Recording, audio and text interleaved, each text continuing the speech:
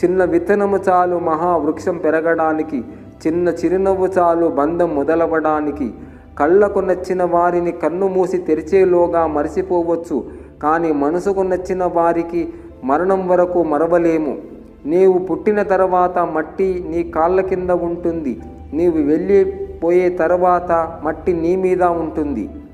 శరీరాన్ని అందాన్ని చూసి మిడిసిపడకు. పుట్టేటప్పుడు ఏమి తీసుకుని రావు, తిరిగి పోయేటప్పుడు ఏమి తీసుకుని వెళ్ళవు. కేవలం మంచి చెడు తప్ప మాత్రమే. ఇచ్చింది మర్చిపోవడం, పుచ్చుకున్నది జ్ఞాపకం ఉంచుకోవడమే నిజమైన బంధం.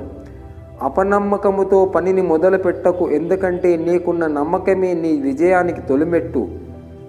చక్కటి సంబంధానికి కావలసింది 3 విషయాలు: కన్నీరు రాని కళ్ళు, అబద్ధాలు చెప్పని పెదవులు, నిజమైన ప్రేమ. అడుగునున్న ఆకు రాలిపోయినప్పుడు పైనున్న ఆకు నవ్వకూడదు. రేపటి వంతు తనదే అని మరవవద్దు. గతాన్ని తలుచుకుంటూ బాధపడుతూ కూర్చుని గతం నేర్పిన పాఠాలతో భవిష్యత్తు నిర్మించుకో.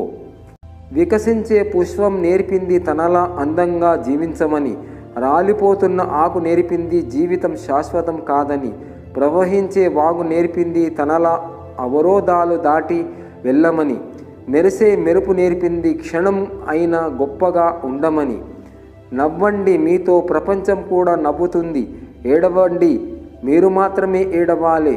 ఆస్తులు ఎక్కువగా ఉన్నవారి కంటే ఆప్తులు ఎక్కువగా ఉన్నవారే అధిక సంపన్నులు. బతకడం వేరు, జీవించడం వేరు. బతకడంతో ప్రాణం మాత్రమే ఉంటుంది, జీవించడంలో సంతృప్తి, అనుభూతి ఉంటుంది. లేచి నిలబడు, ధైర్యంగా ఉండు. నీ భవిష్యత్తుకు నీవే బాధ్యుడవు. నీకు కావలసిన బలము, శక్తి అన్నీ నీలోనే ఉన్నాయి. ప్రపంచములో నిన్ను ఎవ్వరూ మార్చలేరు, ఎందుకంటే నిన్ను మార్చేది నువ్వు మాత్రమే. నీ గురించి తెలిసిన వ్యక్తి, ఎప్పటికీ నిన్ను ఇష్టపడే వ్యక్తి నీ నాన్న మాత్రమే. జీవితాన్ని గెలవాలన్న కసి ఉన్నవారు ఎలాంటి పరిస్థితుల్లోనైనా తట్టుకుని నిలబడతారు. అప్పుడే జీవితం మీ సొంతమవుతుంది. పేదవాడిగా ఉన్నప్పుడు నిజాయితీగా ఉండు. ధనికుడిగా ఉన్నప్పుడు సామాన్యుని వలె జీవించు.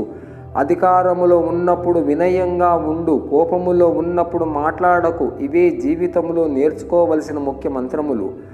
అవసరాలు అడిగేలా చేస్తాయి, అత్యవసరాలు అడుక్కునేలా చేస్తాయి.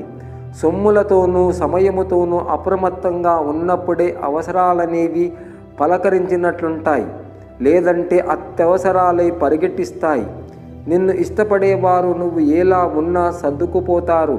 నువ్వంటే ఇష్టం లేని వాళ్ళు నువ్వెంత సర్దుకుపోయినా దూరం అయిపోతారు. అలాంటి వాళ్ళ గురించి ఆలోచించి నీ సమయాన్ని వృధా చేసుకొని నీ మనసు బాధ పెట్టుకోకుండా ముందుకెళ్ళు. విజయం నీ కళ్ళ ముందు ఉంటుంది. ఒక రాజు ఒక సన్యాసికి బంగారు కత్తెను బహుమతిగా ఇవ్వబోగా వద్దని ఒక సూదిని ఇవ్వమని కోరాడట.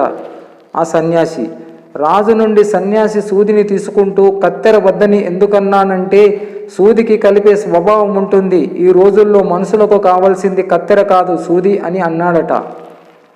అర్థానికి అపార్థానికి ఒకే అక్షరం తేడా. అర్థం చేసుకుంటే స్నేహమైన బంధమైన కలకాలం నిలబడుతుంది.